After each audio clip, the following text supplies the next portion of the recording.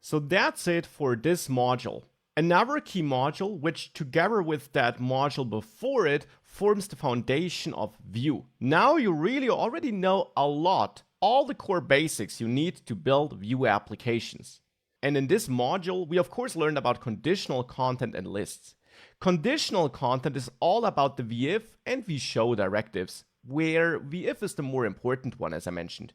vif allows you to render content only if a certain condition is met, and with vif, the element is really added and removed to and from the DOM.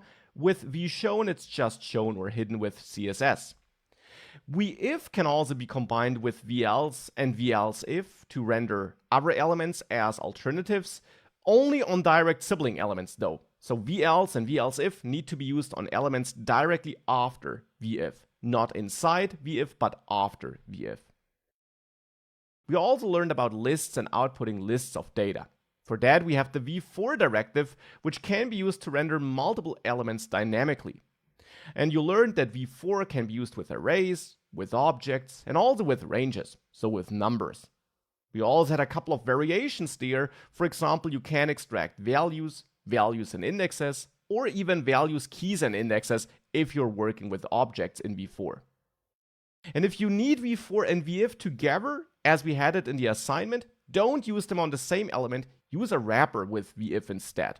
For example, use it on a template, a div, a UL element, or whatever makes sense in your application. Don't use them on the same element.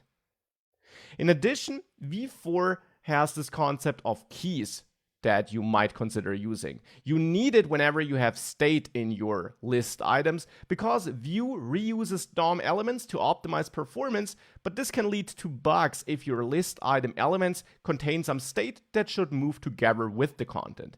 For that, you can use keys, and you should bind them to unique values so that Vue has a clear way of identifying every element in a unique way.